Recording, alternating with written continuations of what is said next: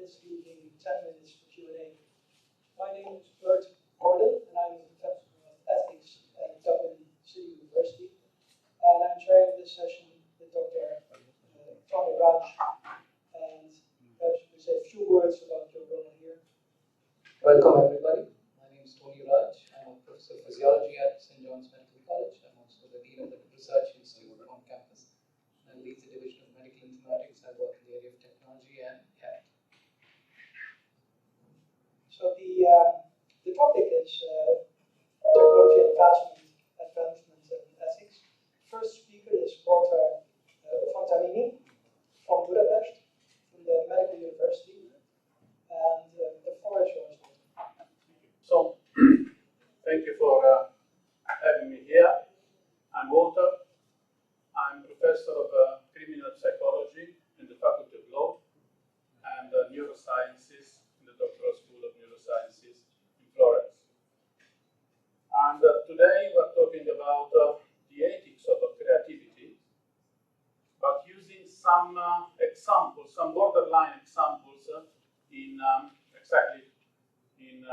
neurology, with the use of chimeras and organoids. Today we will begin talking about some borderline neurosciences like chimeras, organoid, and with the cognitive implication. But just as a starting point, I'm not going too much deeply in technicalities. And then we will move to the creativity. Creativity considered as the ethical frontier. Creativity in its dialogical and social dimension, and the part of responsibility, responsible innovation, and the so-called ethical imagination, called also moral imagination, with a conclusion about Icarus, Aristotle, and Bhagavad Gita. So, very quickly, we're talking about 2019. Japan approved the first human-animal embryo experiment. So we're talking about the chimera. Chimera is when we have a DNA manipulation between two or more different species. In this case, human and monkeys. We are on July 26.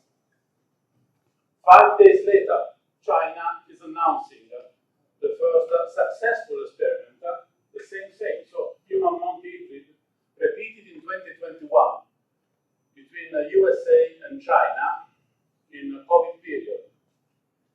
And of course, we are assisting a kind of the beginning of ethical problems, like having a monkey with a human DNA technically could mean to have a monkey with a human eggs and human sperm. So all the possibilities are coming from such kind of implications.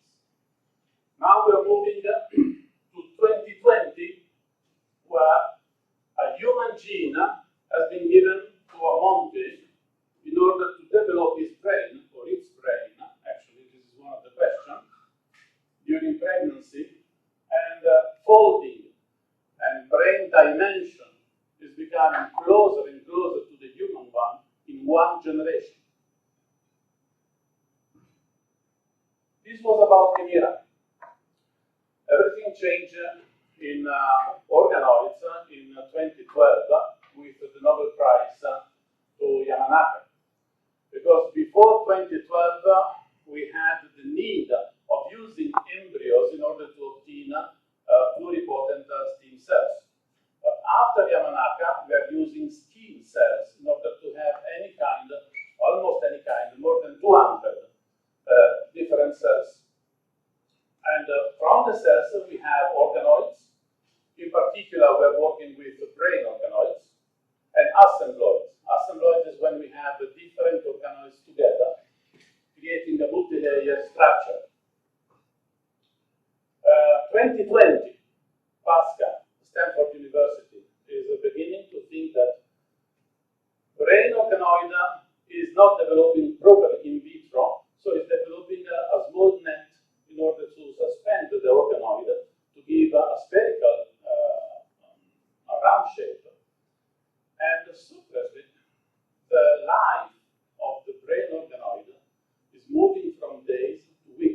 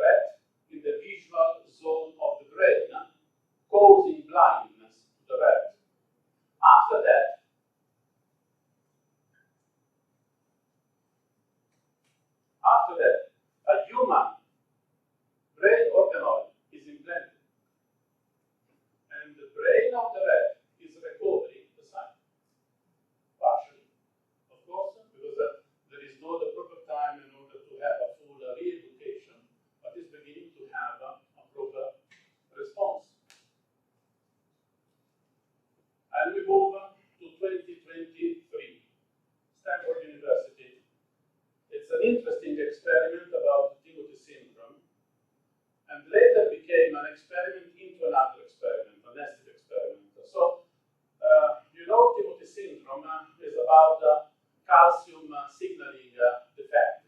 So it means that the baby is not able to exchange calcium, and normally the expectancy of life is just in a few years. For people who is surviving the first years, normally the quality of life is not so nice, and normally is facing also autism spectrum disorder. Is characterized by syndactylity, but the main problem is not the syndactylity, but the earth malfunctioning. So what's happened in Stanford? In 2022, Pascal created different brain organoids from people affected by Timothy syndrome, and different brain organoids of people, healthy people. Then in one rat, N is 100, so 100 rats, they implanted the sick brain organoid in one hemisphere and the normal brain organoid in another hemisphere. The goal was to give some sensory stimulation to the rats and to see how the brain is responding differently. This was the main goal of the experiment, but something happened. But relatively important. The cells from the rats migrated into the human tissue, and it was expected, because the problem of organoids is about vascularization. But then, the human cells began to reproduce. This was, same scale, the human neuron in vitro, the dimension. This is what became in the rat brain. So, the human organoid into the rat brain began to move. And at the end, 6 months later, it already occupied 1/3 of the hemisphere. One side for the Timothy syndrome, the other side from the normal one, the healthy one. And at the end, the neural neurons forged direct connection with rat's thalamus. Now, if you're doing behavioral neurobiology, you know that when we are touching thalamus, we are touching one of the most important parts of our brain, because it's regulating all the reward-seeking circuit. 6 months later, the rats with human brain organoids began to show a different behavior. And it was unexpected. So, all the rats, the 100 rats, have been exterminated. But the problem remains, of course, and this is the problem of today. So, which kind of ethical status should be granted to host animal? Because we have chimera when we join DNA. Host animal when we are putting an organoid into another animal. When the host animal is beginning to acquire human-like cognition, consciousness, self-awareness, or whatever, so we are assisting a different behavior. Which kind of ethical status should we give? Is it an animal, a super animal, a turbo animal, half human, low-level human? So, what is the threshold? 1/3 of brain occupied is still animal, half hemisphere is beginning to be half human. So, this is all the, let's say, normal questions that we have, that we are facing when we are working with a hybrid experiment between humans and animals. And it's opening up the main question of today. Creativity. Creativity is the real ethical frontier, because creativity, and maybe of course in medical sciences, is not just innovation. Creativity is an ontological act. We are creating something that didn't exist before, and something with its own personality. And mainly in medicines and neuroscience, so we are talking about symbolic power because we are giving life, we are giving identity, and we are giving embodiment to something. This creativity sometimes transgress norms. You know, sometimes we need to move beyond convention and to do something new. But again, where is the threshold? What is a human? What is a person? What is life? And we have to approach the topic considering the intention of the creativity, so why we are doing this, the means, how we are achieving, and the consequences. What might this lead to? The second point is about creativity in its dialogical and sociological structure. Creativity is touching the world that is surrounding us. If you see the theory of Bert about individuality and creativity, are very impressive, and also Csikszentmihalyi wrote a book about the psychology of creativity that is very interesting. So we have to decide the dialogical dimension of creativity, because creativity is okay, is a social act, but we need values, norm, and institutional feedback. If you like movies like myself, probably you already recognize Mel Brooks, 1971, Frankenstein Union, you remember, but one of the best movies. There is this part that is very interesting. So, Dr. Frankenstein created the so-called the monster, okay, or whatever you want to call. But we have three different approaches. He loves him, society hates him, and the priest is neutral. But why? Because he's blind. So he doesn't see the face of the monster, so he thinks that he's a normal person, and so he's not scared. In the same, in science, we have scientists that normally are in love with the creation, but maybe that society is not ready for an hybrid human monkey with human eggs and human sperm, for example.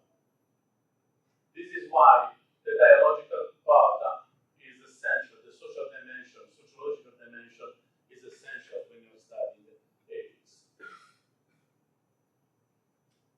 The third one is about the so-called responsible innovation. We need ethical courage. And I'm referring to two very interesting books. The first one is 1952, Paul Tillich, The Courage to Be. Followed by 1971, Rollo May, The Courage to Create. These two books are really two gems in order to understand the concept of courage in ethics. We need courage in order to create something, but this courage has to be together with the so-called imagined responsibility or responsible imagination. This is what we discussed this morning with Professor Laura Parazzini about what she called anticipated ethics. So what we call responsible imagination. We must have the capacity to understand the possible development and the future development of our experiments in order to see the compatibility and to move about everything from chimera to culture to law to creativity, not only by capacity, I'm able to do, but by conscience. And the last one, it's again about this point, that's the ethical imagination, called also moral imagination, responsible imagination. We have to perceive, we have to achieve the capacity to perceive the ethical dimension of a situation that is in the future. And not by rules, but by narrative, by empathy, by metaphor. We know the power power of narrative therapy, metaphor therapy, and so on. The words have huge power, and we must use the same approach, imagining the future. And in this way, we will be able to anticipate the human impact. Maybe in neuroscience, maybe in AI, maybe in law, maybe in genetics, or in everything. So what we have to do is to project ourselves into the other perspectives, what we discussed this morning again, to be in the shoes of the other. And considering the historical and cultural context and using a narrative framework in order to discern the moral meaning. The conclusion is about Icarus. We know the tale of Icarus. So it's we know that the father told him, don't fly too high. Don't fly too high because the sun will melt the backs of your wings. But this is not the full story. The father told Icarus two different things. Don't fly too low. Because if you're flying close to the sea, you are absorbing the humidity, the gravity of the water, and you will slow down. And nor too high. So the Greek concept was to stay in the medium. To stay in the medium, that is not a rejection of ambition, but a counsel of balance. And this is what we call mesotes, the virtuous mean, that Aristotle thought. The virtue consists, and again I'm referring to Laura this morning, the ethic of virtues. The virtues lie between excess and deficiency. So it's okay, in order to have creativity, to move, considering to move forward, to move on, and without deficiency. But wisdom is consistent, recognize where the mean lies in context. And we have a similar concept in Indian philosophy, but I'm sorry that I don't know if the pronunciation is correct about samatha and yuktahara. Almost. Anyhow, equanimity and moderation. Both tradition, the Greek tradition and the Indian tradition, as we can see, converge on the idea of achieving balance in life, not denying, not pursuing without any limits, but integrating thoughtfully. So, and this is the conclusion of our presentation. Thank you.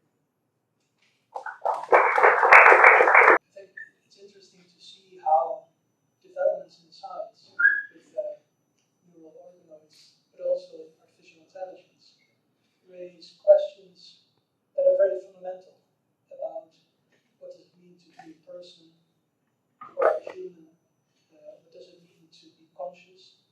And these questions have been discussed in philosophy for a long time, but now they get a huge practical relevance suddenly. I have many questions, but I'll be modest as a moderator and give the floor to the audience for any questions or comments that you might have. I thought it was brilliant. Absolutely brilliant. I really liked the way you anchored that in philosophy so deep.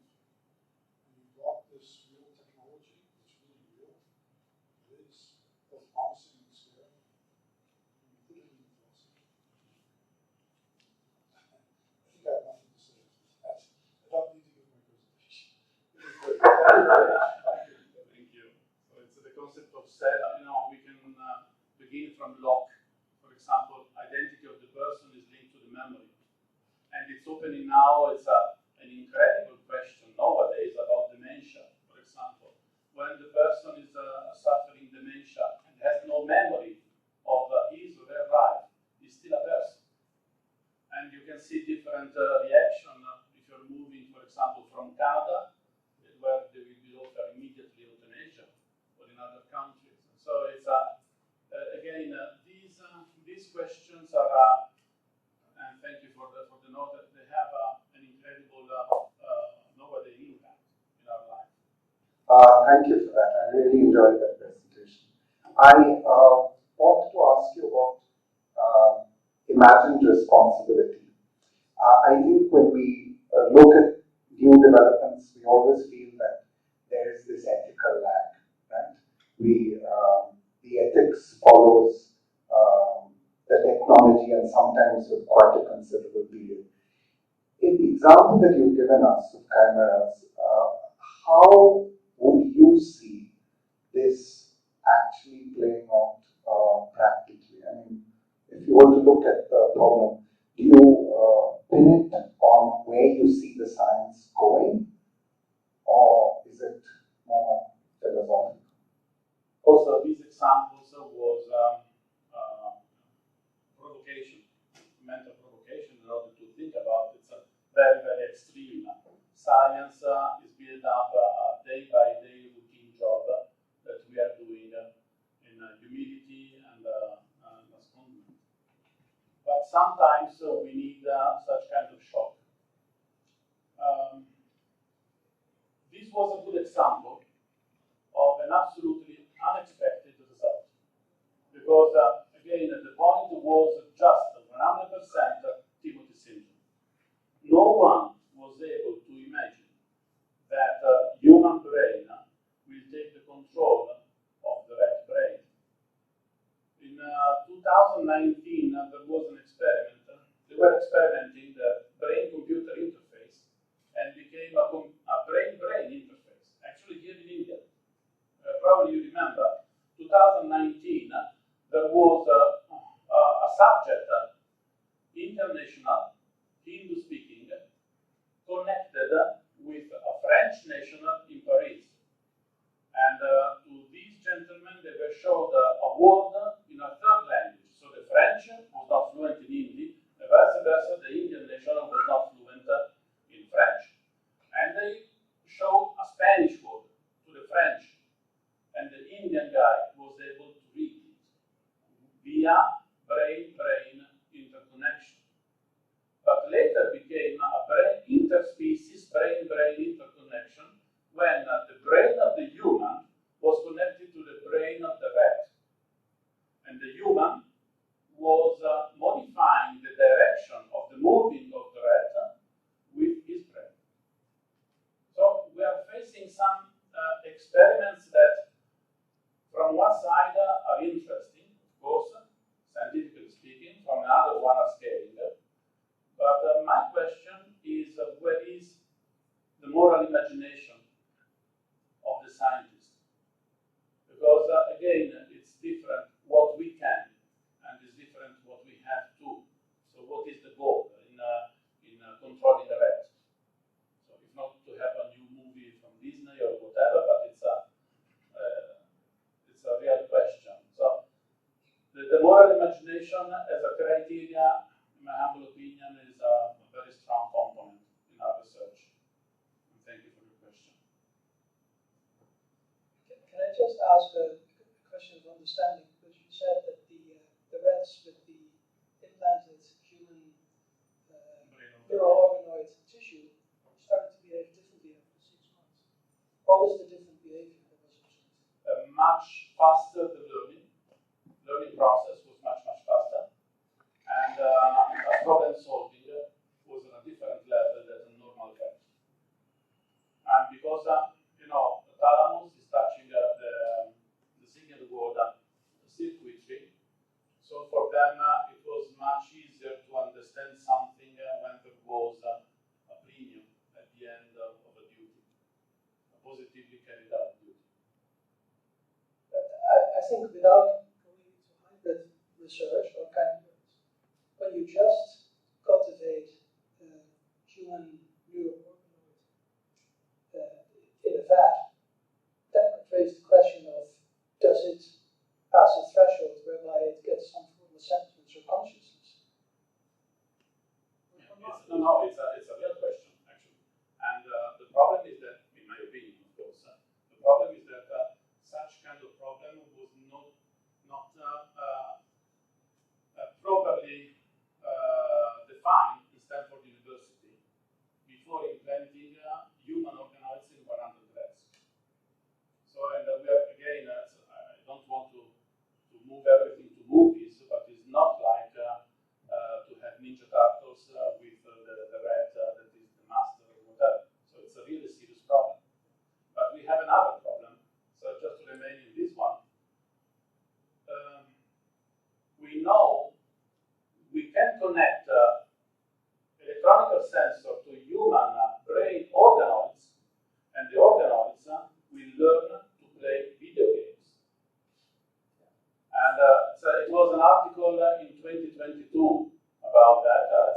research, simple one. You remember Pong? If you are not too young, I'm not talking to you. Okay? But if you remember Pong, when it was moving, there's a piece of something was moving and the ball was moving from one side to another. The very first video game that we had in our lovely, beautiful times. Now, a human brain organoid is able to learn and play Pong. Where is the quotient? So it means that it has a memory, is an automatic process, or is a conscious process. So it means that a human brain organoid is a person. Now I'm exaggerating, of course, okay? But it's just talking about hyperboles. I would like to define the problem. Is a person because he has memory, or has the capacity of learning, or what? So we have 3 minutes left. So we see perhaps a short question and a short answer. Thank you, Walter, for your very attractive, very interesting, and creative presentation. And you are also presenting ethics as creative because of new creation. Am I right? And then you are also making use of the old kind of storytelling as the way to, make people have education in ethics. And you are falling back into the age-old wisdom of middle path. So is there anything novel in the new creation? This is my question. Thank you. Yes, absolutely. Absolutely. Just last week I had a nice conference about naming and labeling. And it's I know that you are talking about storytelling, but it's important. I was referring to Genesis. And Genesis, in the very same moment when God gave to Adam the power to give the name to the animals. The power to give name, the naming is the new kind of creation. And the animal was alive before, but after the naming of Adam was a new entity. So, and this is the importance of the creativity. Thank you. It's a very huge topic, nevertheless, I want to address it. I wondered what will happen if we do not have only human-animal chimeras, but human-AI chimeras, and the problem of collective intelligence, when intelligence doesn't is referred to as a individual intelligence. But the collective intelligence, like you know it from Star Trek, called where You're opening a topic that would be a new conference. Because it would be what we call memory uploading and brain-computer interface. And actually, this is all the discussion that is behind the Neuralink from Elon Musk. Because Neuralink from Elon Musk is the first brain-computer interface bi-directional. Because all the other are from computer to a prosthetic arm, for example. But in Neuralink, we have 1024 sensors, and information are going in both sides. So AI is able to download in your brain information. And if you are able to upload, the memory, it means to digitalize memory, and it means to edit memory, it means to delete memory, and we have the right to forget. This is another important topic. But again, it's a new conference, so I will be happy to talk about that. Okay, thank you.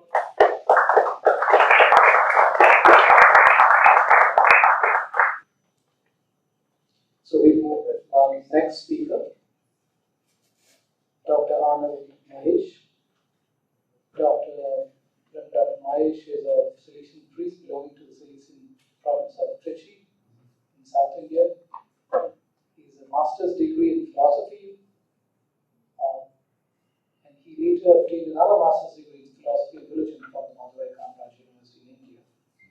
He has an MPhil degree in advanced research master's in philosophy from Leuven in Belgium. He obtained a PhD in philosophy from Leuven in Belgium on the study of the ethics of human enhancement, critical assessment of the pursuit of perfection. Dr. Arnald, let's do this.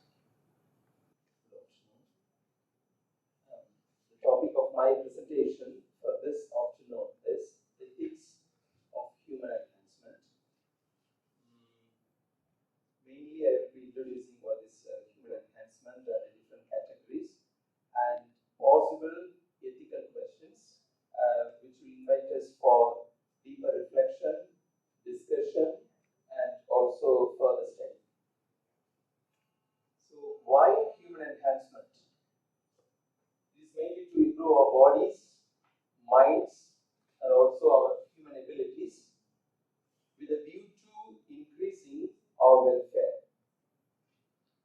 You know, we human beings, you and I, we are never content with natural and traditional ways of improving anything, including our human capacities.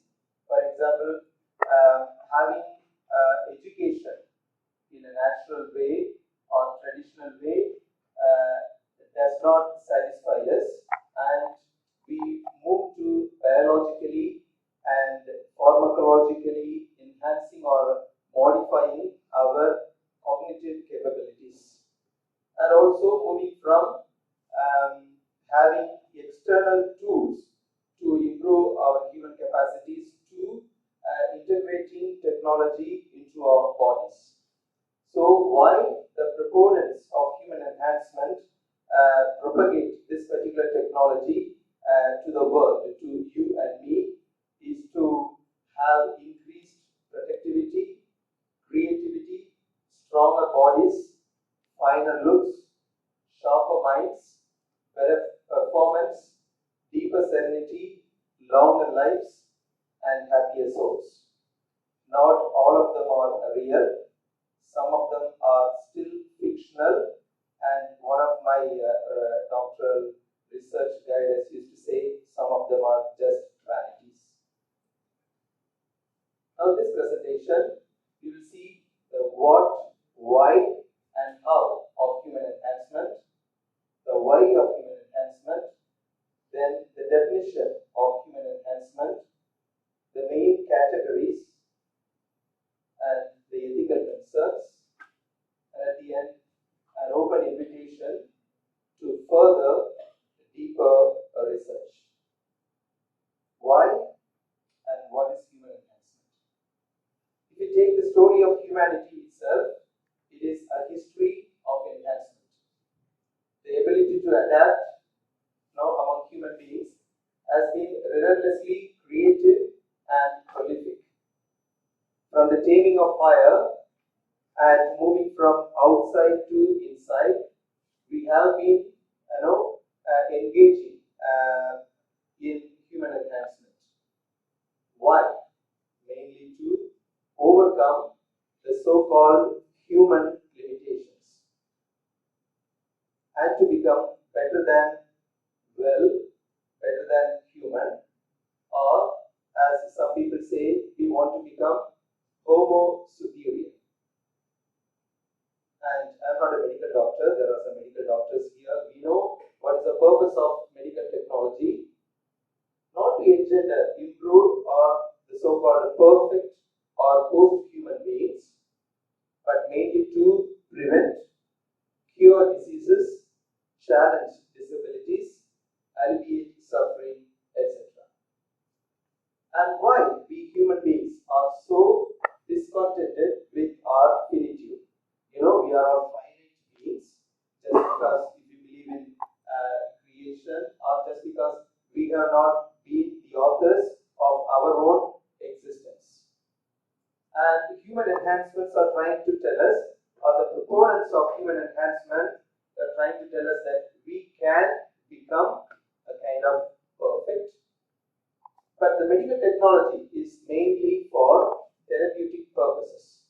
The aim is to reach the normal health level. We all know that when we become sick, if this is the normal health level, we go down. Then through the medication, help of medication, we once again try to come up to the normal level. But human enhancement is trying to propose to us that we can go beyond therapy. So it is a way for the odyssey of perfection. And human enhancement is not something, no, it will stay for some time. No. have come to stay. And human enhancement, the pursuit of human enhancements, is not a gradual evolution, but rather a human designed and human driven revolution.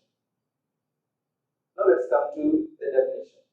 This is the working definition that I have formed after studying various literature on human enhancement. So this intervention or this pursuit is a deliberate technological and or biomedical intervention on the healthy human body or mind to improve our physical and or mental capabilities above the level that is typical of the human beings. Why we do all this? The answer is to increase our welfare. And at the end I have put, okay, human enhancement is not a treatment. Because one of the arguments that I place or defend is treatment, enhancement, distinction. As long as the medical technology is used for treatment, then it does not create many ethical questions or issues. But when it is used for human enhancement, we will see what are the ethical disquiet created. Now, categories of human enhancement. There could be many, but I have categorized them into 6. The first is cognitive enhancement. Second, mood enhancement. Thirdly, physical enhancement. Fourthly, moral enhancement.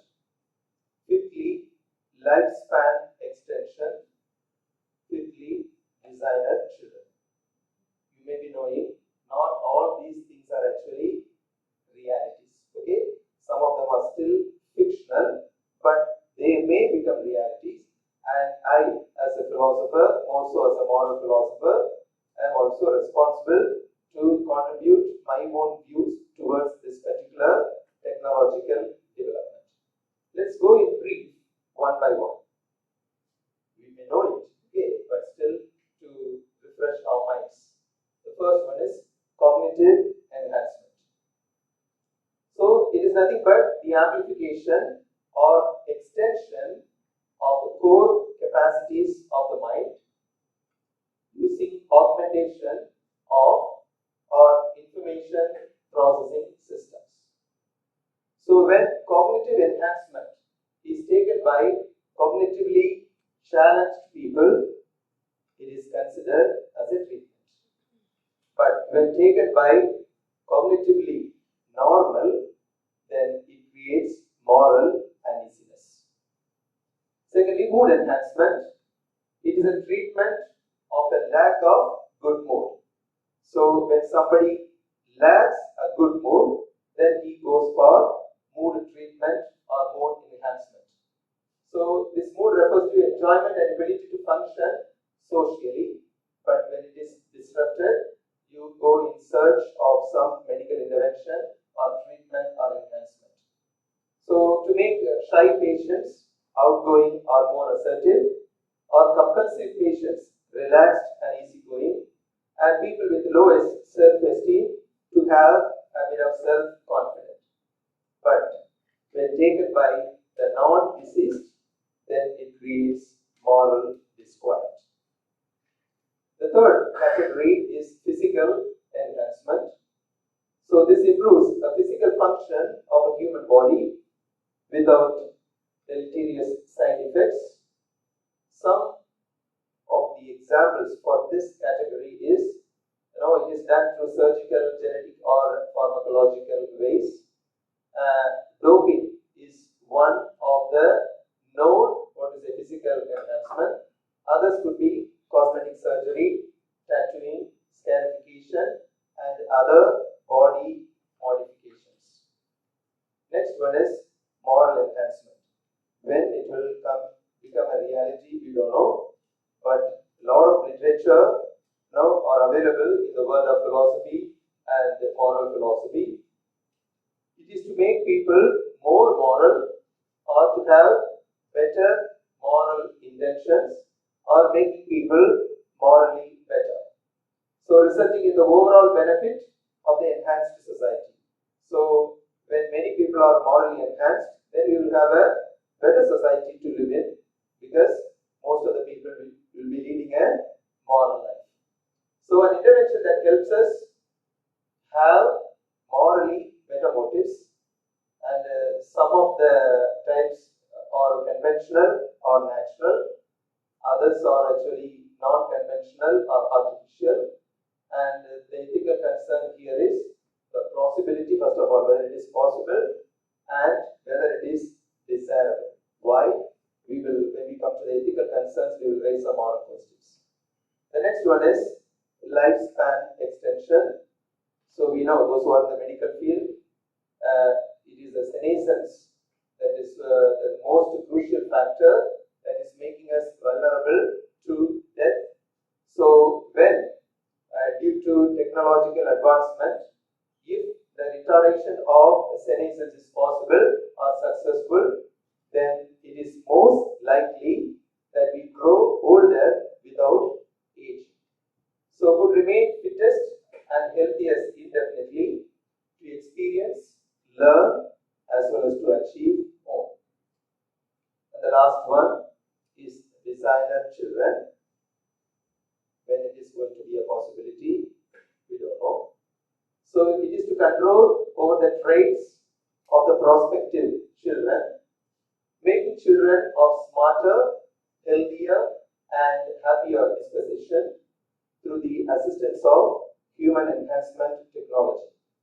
So designer children, assessing embryos for diseases and disorders. Now, this is one of the main purposes, and also choosing the sex of the babies through genetic tests, alterations, both for therapeutic as well as for cosmetic reasons. And selecting specific genetic makeup through positive selection, and this is also ethically controversial form of designer children. And the 3 stages of designer children entails: the first one, eliminating the so-called bad embryos, that is called screening out. Second one, selecting the good, choosing in. And the third one, redesigning for the better, that is fixing up. So these are the 3 stages of making designer children. Now let's move on to ethical concerns. So morning we had beautiful sessions. There are now 1 ethical theories, etc. So whatever ethical concerns that I am proposing, of course, it is from the spectacle that I am wearing as a Catholic and also as a Catholic priest, etc. But of course, even others could agree with some of the ethical concerns, some may not. So I have grouped them under 4 titles. The first ethical group is based on principle-based concerns, and the second group is justice-related concerns, and the third one is concerns related to freedom and autonomy, and the fourth one is consequentialist concerns. Let us take one by one. So we cannot go very elaborately. Okay, each group is we can have as someone said, as Walter said, we can have a separate international conference. So very briefly, we can go. First one is principle-based concerns. So under this we have plain God argument, precautionary principle, and the third one is natural argument. So when you yourself are taking the role of the creator, then I need not explain to you what is plain God argument. Then next is precautionary principle with regard to designer children as well as lifespan extension. When indefinitely our lifespan is going to be extended, then what are the consequences that we need to have, both health as well as even in the society. A natural argument. So when performance enhancement, when somebody achieves, maybe he comes first in the running race without engaging taking any enhancement or doping, how his achievement will be valued, or when somebody is doped, then how do we view him? And also lifespan extension. As we know, every animal, including human beings, we have a standard lifespan, and if you are going to extend that indefinitely, how our lifespan is going to be. Second group is justice related concerns. Under this we have equality argument, distributive justice, and thirdly, fairness in competition. The first one, equality argument. So as any technological advancement, when it comes to the market, first, due to its cost, it is available mainly to the rich people. Okay, in that way, the affordability of the rich, okay, they can have an advantage, even undue advantage in countries like ours. Then what would be the consequence? Second one is distributive justice. In a society which has insufficient resource, or we call it scarce resource, then on what we need to pay our focus or attention to. Is it for the therapy or for human enhancement?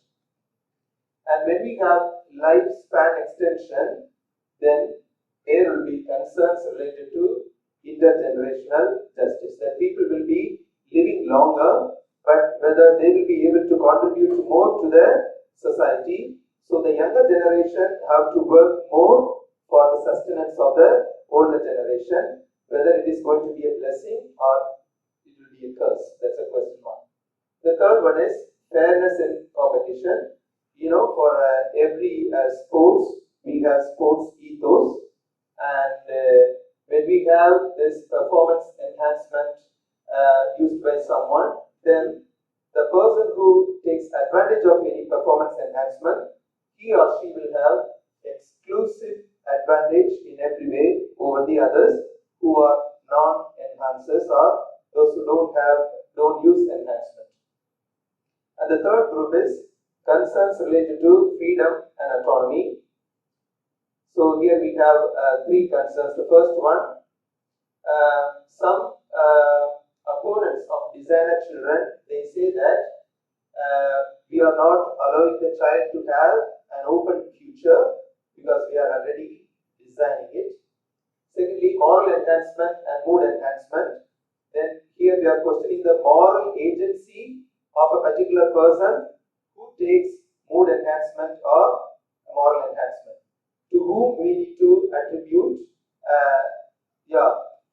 if we need to appreciate somebody's behavior who is taking moral enhancement, will you appreciate the medical practitioner who prescribed, or the pharmacological company that produced this enhancement, or the person who has taken it? So the moral agency is in question. The second one is coercion. So wherever, for example, in a classroom, when some students are taking cognitive enhancement, others will be subtly or overtly, they will be forced to take cognitive enhancement, also with regard to doping. The next one is authenticity and identity. Cognitive enhancement and mood enhancement, when we take it, okay, that particular person's behavior or performance, is it really authentic, or can we hold that particular person as morally responsible person? Okay, that is the main concern. The last one is consequentialist concerns. The first concern is about positional good. Secondly, diversity in society. Thirdly, safety. So with regard to positional good, cognitive enhancement, we are trying to have what is the advantage over the others. So if everyone is going to take what is a cognitive enhancement, then what about the very purpose itself? That is, the positional good will be in question. Second one, diversity in society. So are we moving towards the tyranny of normal? Okay, and who decides that so and so is normal? When somebody has some slight defect, do you consider them as having less dignity? Okay, so there is a question. So are we trying to create a society that is more and more becoming intolerant, or it is more inclusive, understanding, and accommodative and tolerant. The last one is safety. Okay, whatever enhancement that we are going to propagate or engage in, the safety question is there. Now, conclusion: we are not negating the promises. Okay, promises I have put within double inverted comma if they are promises of the current and future enhancements, but we only question their need, moral permissibility, and desirability, and we do not endorse the direct promotion of human enhancements, although we are in favor of social progress. When necessity arises with regard to the need and ethical acceptance of human enhancement, we are very much open to discussion. So each human enhancement is unique in its nature, process, and the likely effects. Therefore, it necessitates a case-by-case analysis, and we do not want to terminate the human enhancement debate. So we promote an ongoing discussion and evaluation, both from philosophical as well as multidisciplinary approach. And we are not against indirect enhanced state of life, from increase to average health level. Good healthcare system in a society make the society healthier, lifestyle changes for the better, and it becomes a platform for leading a meaningful life. And we are not against an enhanced state, which is a byproduct of therapeutic interventions through an effective state-level healthcare system. Let's take the global context, not only in India, or each one, from the perspective of their own country.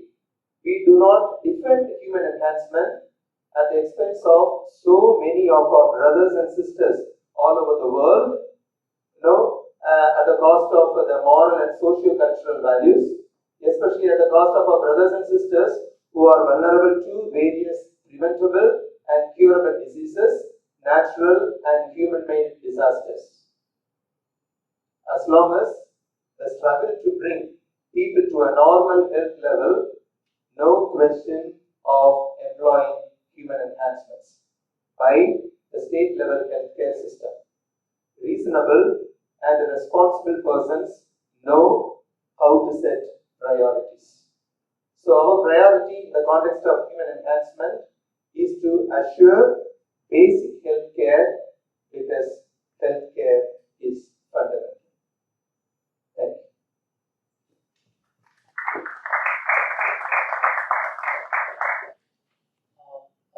The floor is now open to questions, but that was a very interesting presentation on human enhancements and your perspectives of different types of enhancements.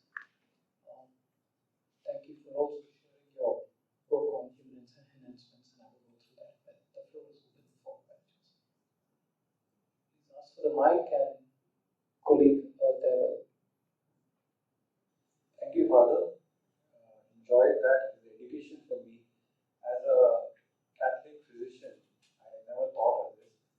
I am aware of certain aspects about enhancement and the moral aspects of it, but not in entirety.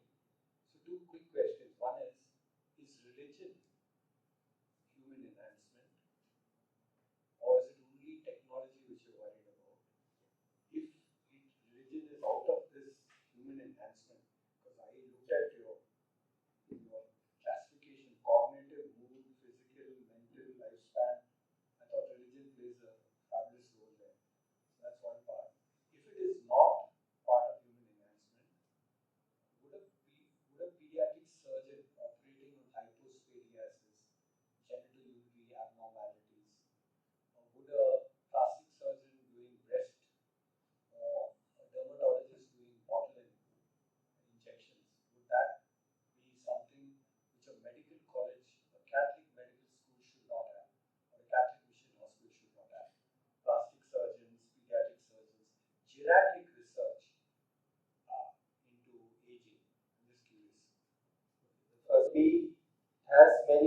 definitions for human enhancement as there are moral or ethical philosophers. So, personally addressing this question that whether religion could be human enhancement, it depends upon how you or I give a definition for human enhancement. My focus of presentation is mainly biomedical technology that I am including. So in that way, the first question is ruled out because I am not involving all those areas which are enhancing us. Our concern is only this. The next question addressing, as I said, I'm not an expert to answer questions deeply related to medicine, but still, as a moral philosopher, I can answer in as much as, okay, there is one argument that runs throughout my doctoral research is treatment, enhancement, distinction. There are a lot of distinctions we make in the ethical evaluation of human enhancement, and one of the arguments, main arguments of mine is treatment, enhancement, distinction. In as much as a medical intervention is treatment, mostly it is moral. When it comes to what is the enhancement, that is, for example, that cognitive enhancement, when a child who is struggling to cognitively grasp an idea because of its low mental capacity to, and then it is in a lower cognitive level, it can be treated, and I consider that based on enhancement treatment distinction, okay. But when a cognitively normal person, when he does it to have an edge, then that creates moral disquiet.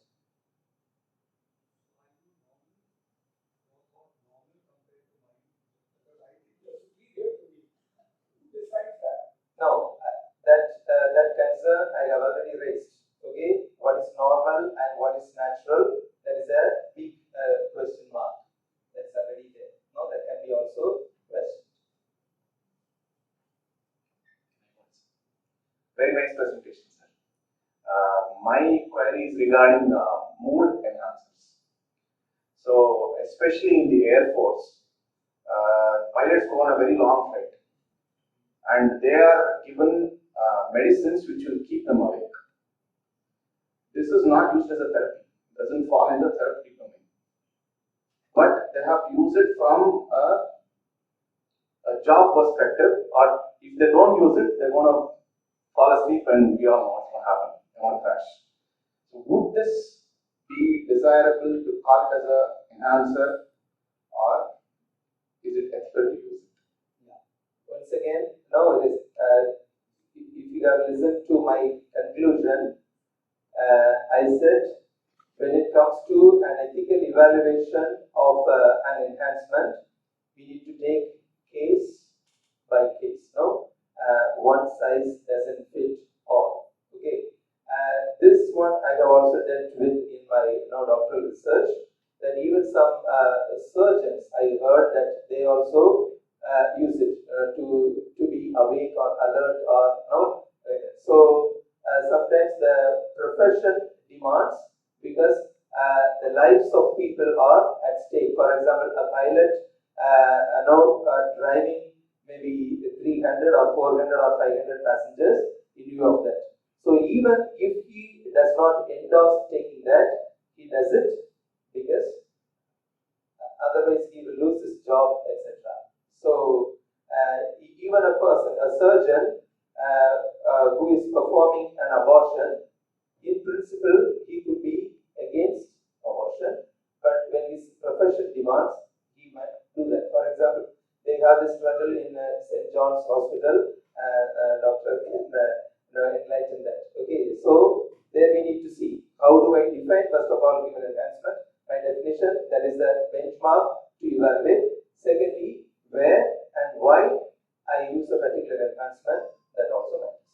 Accordingly, the moral weightage we give to that particular case.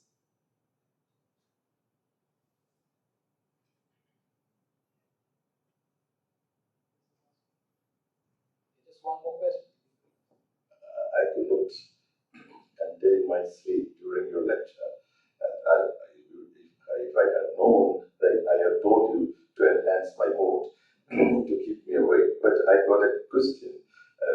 You see, if you are a philosopher, a legal philosopher, and the question of the doctor is not out of place. I mean, religion is playing a big role in enhancing human ethical imagination and action.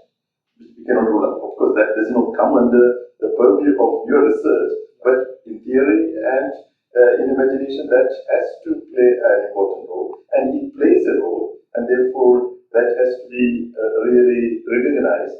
And there are many physicians who use today this kind of spiritual methods and religious inspirations to heal the patient, and therefore not only heal, but to enhance the quality of that person. It can be not take that way. Theoretically, it is not possible to have religion having a role to enhance ethical imagination and action. Thank you, Father, for the beautiful question. I don't rule out not only religion, education, moral education, parenting, sermon, counseling, spiritual direction. All these things are actually human enhancements only. But even parenting becomes problematic, ethically problematic, when there is something called hyper-parenting. Okay, my child has to get up at 4 o'clock, 4:30 is swimming class, 5 o'clock music, now 5:30 this and that. Now that is also ethically, you don't allow the child to be a child and go through the childhood experience. So there are not only a religion, there are so many others. Thank you. We're out of time. Thank you so much for your time. Experts to get shown Witt up on the screen here. And hopefully he will state that he can hear us and we can hear him. Yes, sir, I can hear you. Can you hear me? Yes, we can. Hi, John. Outstanding. So, John, Very good. we're working with a scheme of 20 minutes presentation and 10 minutes for Q&A. Is that okay with you? That's more than enough time. Thank you. Okay. Please, so, and perhaps you can introduce yourself very briefly at the start, John. Yes. Good afternoon, everyone. Well, good afternoon to you. Good morning from me. It's very early morning here in Virginia. My name is John Witt. I'm a PhD candidate at Duquesne University in their Center for Global Health Ethics. I'm working through my dissertation. My project today is a work in progress, so forgive me, it's a little rough. But this is actually a continuation of some of the ideas developed in my dissertation. That's being mostly focused on compassionate classes and technology. This project then takes the next step, looking at how some of the foundational ideas from there cross the line from therapeutic to augmentation. Here, see if I can. There we are. Now we can see. Okay. All right. Let's see. Should I share my screen so that I control the PowerPoint?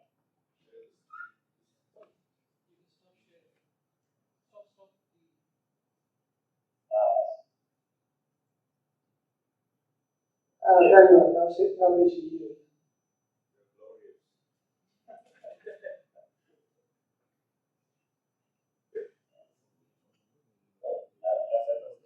Yeah, it's all up here. And here we go. Okay. All right. That said, we make sure that's the time so that I'm not running this into the next session. All right. Again, being a work in progress, some of this is still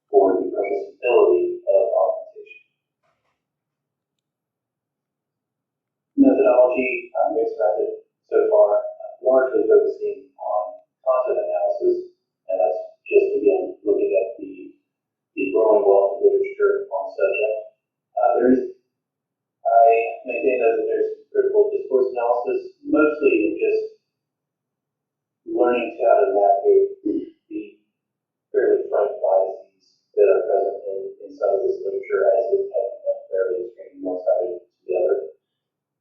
The ethical considerations in my work are more focused at the strict bioconservative, and I include the cover of Harway's book here. I submit that Harway is the author, or at least the type of author, the type of bioliberal that most bioconservatives, especially religious bioconservatives, are reacting to. The message of radical fourth-wave feminism, escaping gender, escaping lifespan, these sorts of escaping the physical body. These are all things that bioconservative kind of rears up against. Briefly, the results, I think for the bioconservative, the biggest issue, I think, is the inflation of the concepts of augmentation and the concept of the project of transhumanism as a whole. I think especially again, the religious perspective on bioconservatism, I think if that is reevaluated and those two ideas are separated, I think that there's a lot more room for that middle ground to develop, per se. More than that, I think that the religious bioconservative has a very important tool in establishing that separation from dualism. I myself am going to lean into substance dualism, but I'm also going to reference naval and emergent dualism. I think that dualism as a whole, even a weak establishment from emergent dualism, can draw the separation between augmentation and transhumanism by demonstrating a feeder for the transhumanism program on the whole. Which is to say, in short, that the experience of the person is not useful to neurochemical events or electrochemical events in the brain. The human event or the human experience is not something that can be copied and pasted, so on and so forth. Dualism, if held as true, demonstrates that there is a non-corporeal aspect of the person that cannot be affected, altered, manipulated by physical means, which would totally undermine the project of transhumanism. On the other side of the aisle, bioliberal fails to integrate dualist concerns in most of their language. That said, I think even the monist physicalists could find some feeder for transhumanism just on perhaps just the nature of identity and how locatability changes identity. So two identical objects sitting next to each other, there's a distinction between them just by spatial temporal location. Leading into discussion, and again, bringing full into substance dualism here, I think that once we have gotten that and established that rule, established that separation between augmentation and transhumanism, that we approach that middle ground on these three basic tenets. Looking at the physical body does not mean we are looking at the whole person, or even from a Cartesian perspective, we're not looking at really a majority perspective of the person. This allows that augmentation does not alter personhood. More than that, augmentation may be argued to improve capacity to telos. With these three points in mind, I think this enables more discourse, especially within Christianity, on the topic, and trying to find middle ground here. I think it also further bolsters the basis of predictive augmentation ethics. I would argue that all augmentation ethics are predictive right now, not necessarily convinced by the language of cognitive enhancement, kind of a lay argument of, you use a caffeine or use an Adderall to increase focus. I think that those are faulty, and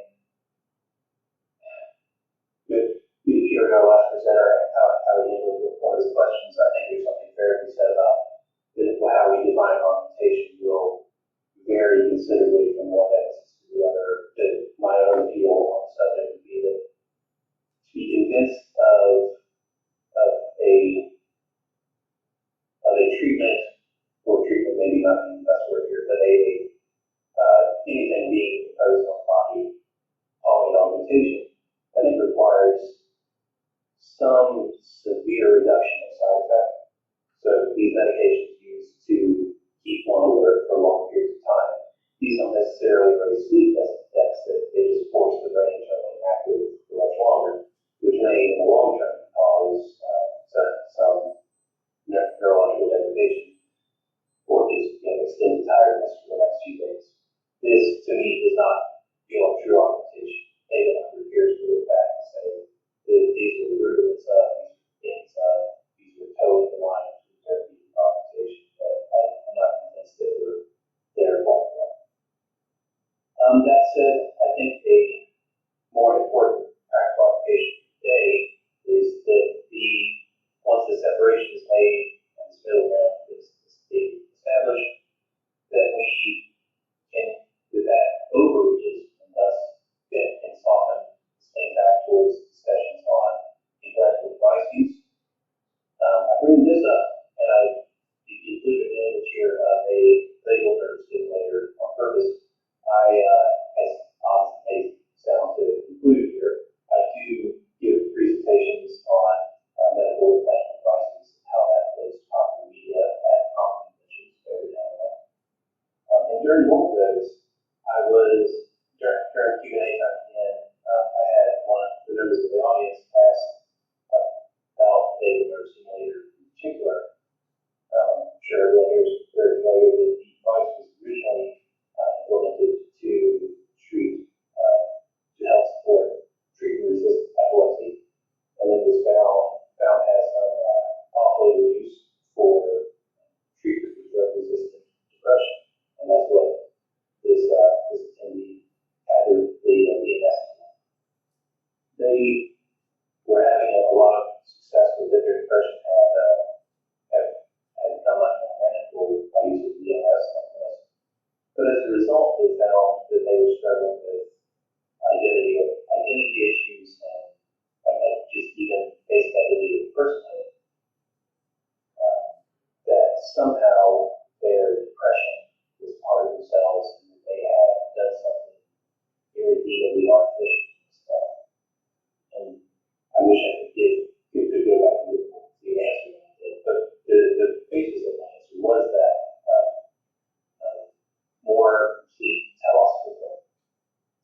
That if we do maintain some basic idea of the image bearers of God and being created for a specific purpose, each and every one of us have a unique purpose on this earth, then disease and the limitations of this body, so treatment and then augmentation.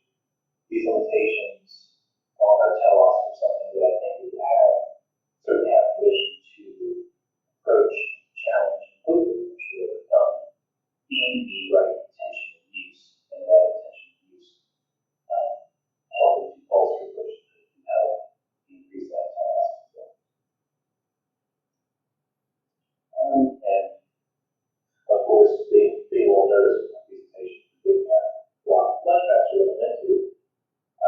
So just my concluding points, again, I think it's radical points that the dualism, especially the Christian dualism, works hard to separate augmentation from transhumanism.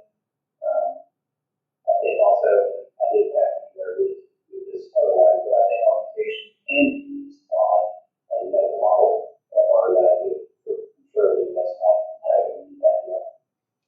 I think with those two things established, that approach from those 2 points alone begins to desensationalize the topic of augmentation as a whole. And once that sensationalism is reduced, I think that we begin to establish middle ground. And I think that it opens up the door for many more schools of thought to establish between these two extremes that seem to exist right now. And finally, obviously, we have to have good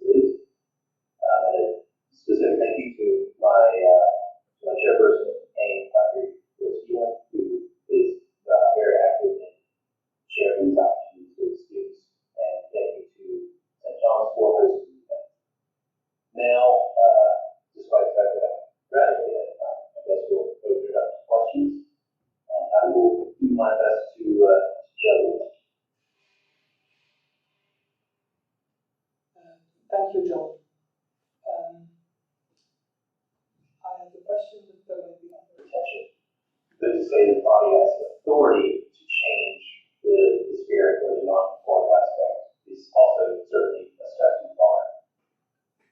Right, so then that clarifies something, because I was struggling with the idea of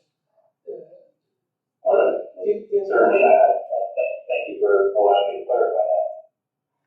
I was struggling with the idea of the interaction between body and soul being bidirectional. And so if the body then causes changes in the soul, it's difficult to sustain the idea that the augmentation of the body cannot alter the person, which is then housed in the soul, presumably. Certainly. So that was my problem with understanding what you meant. Yes, sir. And to comment further, I think the weakness that I have, well, the interaction problem is one that is ongoing and may be ongoing until the price returns. But I think if we were, oh goodness, how do I describe it? The difference between an effect and a permanent change, and I'm looking for the words here.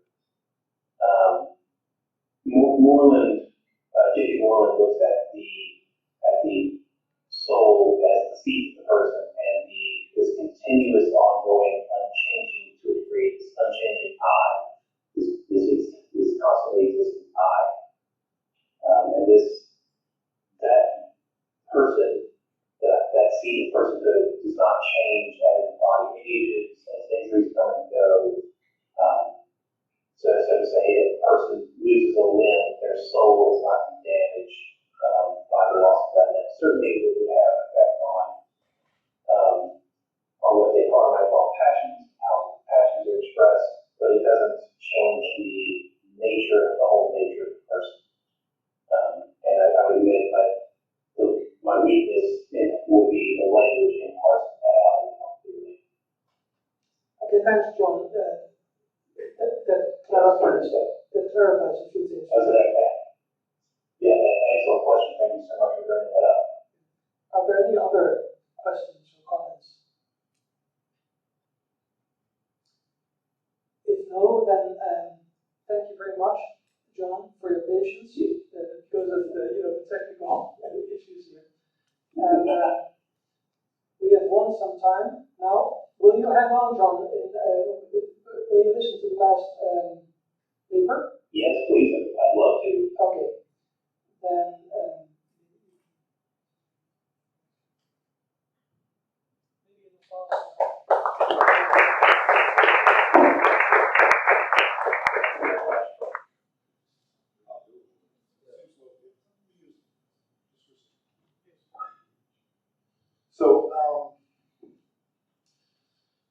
So it's very difficult to follow Walter, especially in Arnold and John. This is so unfair. Why did I come to Bengaluru? I don't know. A brief introduction to myself. One day I was sitting in my office at the Institute of Philosophy in Leuven. I was responsible at the time for the international programs in philosophy, the bachelor's, master's, and doctorate program. Doing everything. I was the registrar, I was the student loan officer, I was the one who put together the curricula, I was the one who was teaching the programs, I was going to deliberations, and I was also a research assistant in philosophical anthropology and metaphysics. And I was doing philosophy of education on the side, a British group.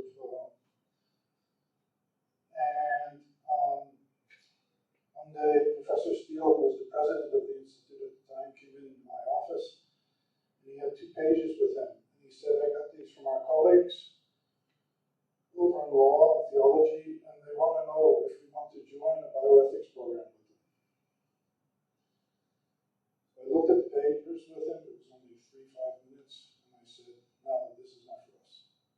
We don't do this kind of stuff. I don't know what happened, but the Institute of Philosophy never joined the bioethics program. And I still think that was a good idea.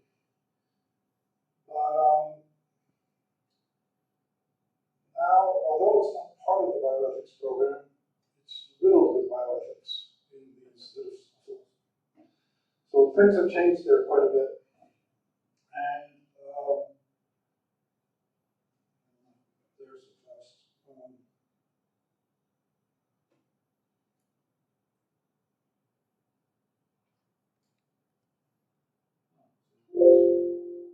Okay, that's it. That's what we need. So anyway, I'm very happy to come back to St. John's. I was able to lecture here 10 or 15 years ago, I remember. It's a great place. I'm just coming down from Delhi. We had a very good meeting, AI Summit there, where we also established the Indian Research Assessment Forum. I'll say something about that too, but we did that at the National Institute of Immunology with the National Institute of Genome Research. Also with the Department of Education, with CSIR, with the IISC, with the European Commission, with DOYA, with GWARA, South Africa, Turkey. A lot of people were there, even the National Institute of Wildlife, the National Academy, IIC, all the things you people know here. So, and that was huge. I didn't expect it. So I'm going to say something about research assessment too, because I think it fits with this. But I'm not sure what to say. So we're working on a paper. We've been working on a paper for about a month now. I'm on the International Data Policy Committee of CODATA, which is the Committee on Data of the International Science Council. But I've also been working on AI and data visitation, working group with European Open Science Cloud and Research Data Alliance, where we published, we're publishing now the first global guideline for research ethics committees on AI, also for informed consent, another guideline on informed consent, another one on human rights. Maybe they'll come in here. So that's basically where I'm coming from in my thinking a little bit here too. This is all not clear, just like I'm not being clear now. I think the question of AI is the question of what does it mean to be human. I think that is the question of AI. Whenever somebody says something, well, what about AI, what is AI, and so forth, they're asking the question, what does it mean to be human? And just to come back to something you said, Walter, you mentioned Mary Shelley's Frankenstein. One of the first papers I wrote in phenomenology was on the human face of Mary Shelley's Frankenstein. And that stays with me all the time now still. That goes right through all of this. That book, although it's not so great, it's not a great work of art in the way it's put together, but it really can haunt you, I think, and will continue to haunt us today in this area here. When I read the book, not the movies, but when I read the book, I was actually frightened. Because I found myself sympathizing with the monster. That's something she did very good in the book. You actually sympathize with a monster, and it is a monster. In other words, it's a kind of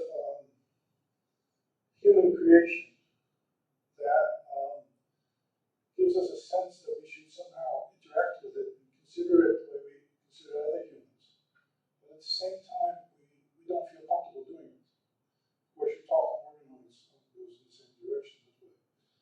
And I think that's what the question is with regard to AI generally. And organoids will bring it, and sentient AI will make it even more stronger.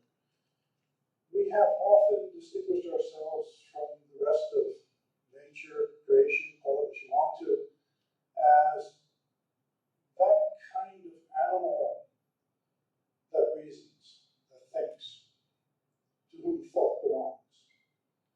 And that's a very special position that we've held. And now we're coming into the position where we're no longer the smartest creature walking around. I spent 15 years of my life teaching students how to write. I can write, but I can't write So I think this is a huge, huge challenge we have for higher education. As I said, the first work I did was on the idea of the university, the European university. We wrote a book on that. And I found, this was back in, for most of you were born 1990 or something like that, 1993, I think, I don't remember. But the European university was changing radically.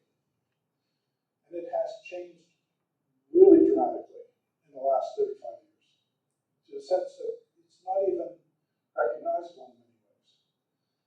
And it's going to continue to change. So I think that's behind it there. The problem is today is on how we're going to teach to that here. But what AI confronts us with is what does it mean to be human? Of course, that's a fundamental question in philosophy too. And but it makes it in a very radical way here. So I got into this discussion on neuroids because I sit on a lot of these European Commission projects that are doing medicines development, vaccines development. I'm on a CCH fever project where we were doing using neuroids in a lab in Barcelona. Actually, was able to visit the lab and see these things running around in a certain sense in petri dish, and it's quite amazing. And then just recently we started a project that's being done by Karolinska Institute together with a number of institutions, really good people here from India too, and Costa Rica, I think it is, and that's on dengue. And there they use organoids, but also brain on a chip. So that gets really interesting when we go down these pathways here. And so what I think these neural organoids provide us is our first view on sentient AI. Now, why should we? The other thing is, I want to focus here a little bit on health because for some reason in bioethics and in our society in general, health seems to lead. The questions that we have in bioethics come largely from medical research and how we approach medical research. And of course, this organoids and so forth is coming out of that area there. And this way of thinking, this way of understanding, for example, if you just take consent, some of that comes out of, I don't know, Prussian regulation, the German law, the Nuremberg, wherever you want to take it from, Helsinki. But now it's everywhere. Everywhere. I mean, all of us click I consent about 100 times a day on our computer to where we don't know what we're consenting to. So this whole basic notion of how we interact and how we formulate ourselves comes from, I think, this world of change in biotechnologies that we have here too. And this forces us to review our fundamental ethics, values, and principles. And I think we're going to have to go far beyond really what we've done in bioethics so far. I think we have to revisit bioethics, as you did so well, jealous. Bring it back to philosophy. So I think we have to do that here too. So just something about these health data spaces. I wanted to relate it to health data spaces because I think they're really important. So the European Commission has established European Union as well, common European data spaces. The common European data spaces, there's 15 of them there. They're actually thinking about adding 6 or 7 more as well. Now, why are they doing this? Just notice health is the first one, and that is not accidental. Also, health is the most difficult one. Absolutely. If you try to combine, for example, patient level data, clinical data with research data, you are in really a messy situation, really difficult situation. And that's what you have to do in the health data space. And by the way, Europe is not the only one doing this. I know Indonesia is doing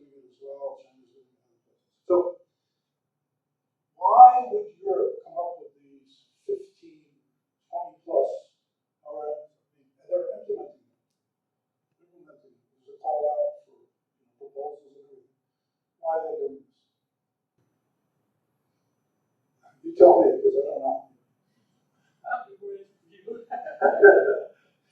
Don't wait for me, you'll wait a long time. Oh, my wife will tell you that. Yeah. What's that?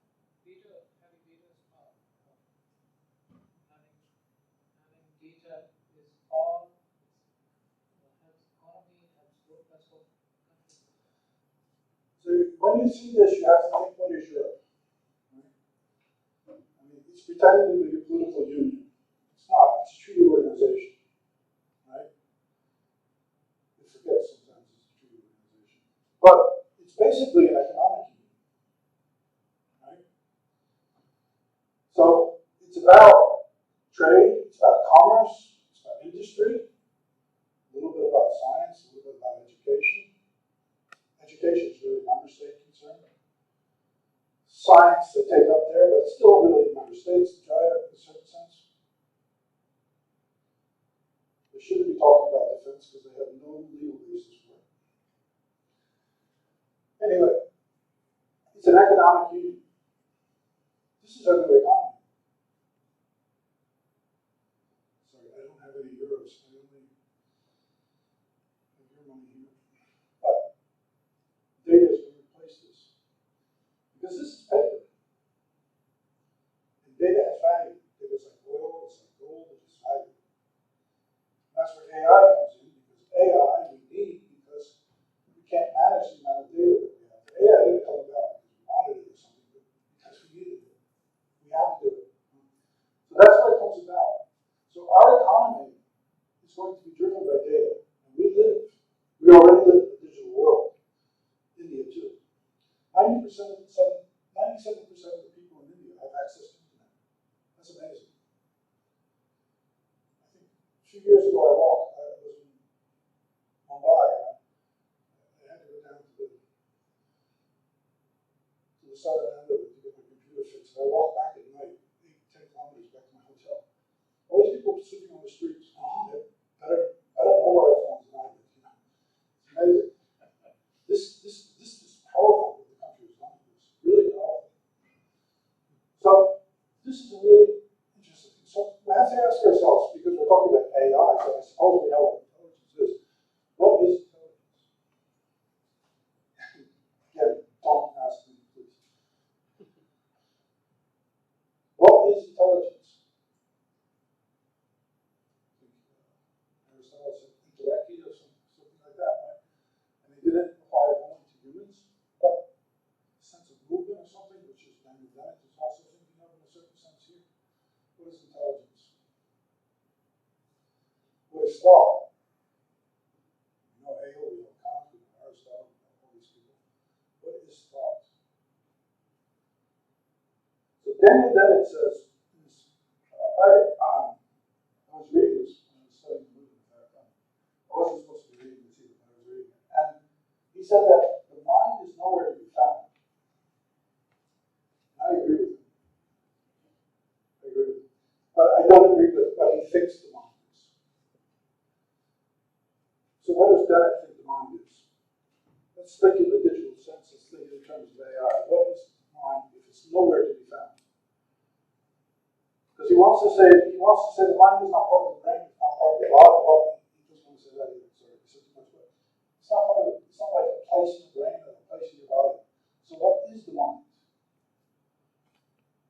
Where is the mind? Where is it? What is it? If it's nowhere, what is it? I mean, topology is like the basic thing. Geography is like the basic thing. Well, if you have topology, how can you do anything? Right. So Dennett thought that the mind is not some particular entity, but the processes within the entity. And that's exactly the way we think about AI too, as a kind of querying or lining up of relationships using algorithms today. But that's not the world of philosophy that I came from when I was doing all this metaphysics and stuff. Heidegger, Husserl. The problem with philosophy was the problem of adequatio intellectus survey. That's like the basic problem of philosophy, right? The relationship between the mind and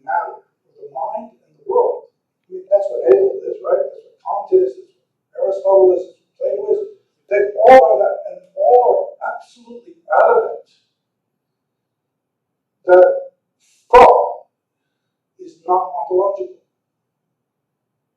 There's no ontos of thought. Thought is outside the world.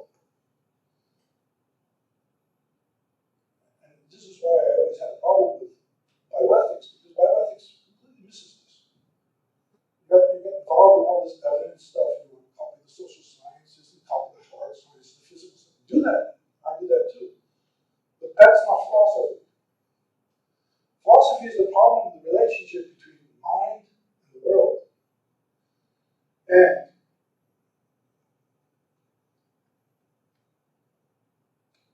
data is noise. Because data puts something between us and the world. What is data? Data is simply a representation of the world in numerical format. Right? That's all it is. I mean, I don't know another definition of data. If you look it up, people talk about that forever. Research airlines, everybody has a different view on data. But for me, data is simply a representation of the world. Something like you write down, the table is round. Or you put it into data, into a computer. It's the same thing.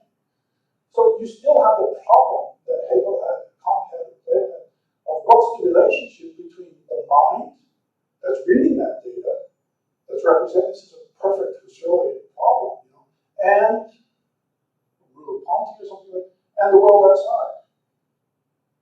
Right? What do you know of the world? Can you make one true sentence? Right? I won't go too long on this. So sentient AI means, as you said better than I could say, we now have other kinds of objects, let's call them, because we don't know what to call them, but some kind of creature, object, something that we say might live as well, have life, but life is, Nietzsche, that would be difficult to go there. So what do we do when some kind of organisms have a direct perception of the world, and on top of that they have intelligence? So are we past the digital age now? Because if you have direct perception of the world, I mean, if we maybe make ourselves dependent on data, because that's the way we are, I suppose. But suppose you have an organoid or some kind of organism, chip in a rat's brain, or a rat's brain that's other than our brain, or whatever, that has direct perception of the world and has no need for data, or that perceives the world entirely differently than we perceive it, or describes the world in an entirely different way than we can do it, or even describes the world in a way that we cannot understand it. So where are we? So again, the question is not about AI, it's not about sentient AI, it's about who are we? That's what the question is about. Oh, okay. I'll leave it here. So just to take it back to, I wonder how to teach. I really wonder how we're going to be able to teach. You guys can solve that. I have no idea how to teach them. How do you teach somebody to write? If you can't teach them to write, you can't teach them anything. You can't teach anything. And how will we learn? How will we possibly learn if we don't have this struggle? If we don't have to go and find, because this is learning. This learning is seeking, it's trying to understand. Science is seeking, trying to understand. And to what end will we teach? This is a really important question. Why are we teaching what we're teaching? What is it that we want to accomplish what we teach? This world outside is different than the world I grew up in. And why are we learning what we're learning? I can be sure some of you are asking yourselves, why am I learning programming? It's crazy. Why am I learning programming? Just ChatGPT will do it for me. That's why I got interested in research assessment. Because research assessment takes us back to, I think it's different than research ethics, than even research integrity. It takes us back to a kind of epistemic integrity. We have to put truth back in this equation. We have to insist on it. Science is about truth. It's not about fake stuff or what we want the world to be or how we want the world to look. Science has nothing to do with that. Science simply describes the world as it is in and of itself, says Aristotle. That's what science is. So we have to get back to this epistemic truth. And we have to then get back to values. And research evaluation is about values. So what we have to teach students is how to value what they do. And that cannot come from outside. It cannot. It's not possible. Thank you.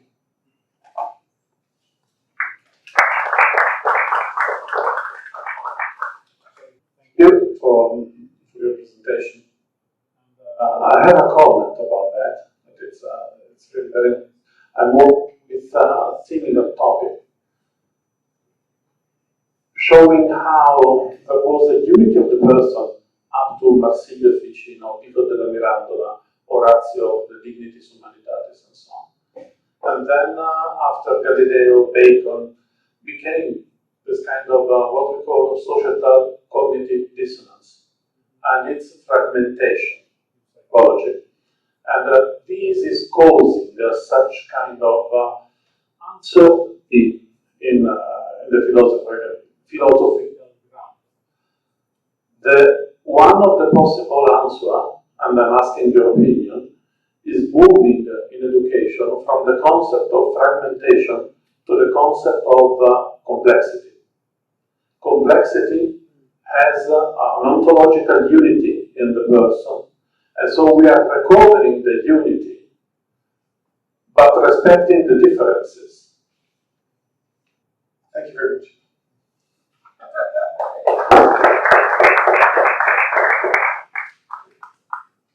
We're having a tea break now, probably in the main lounge, I guess.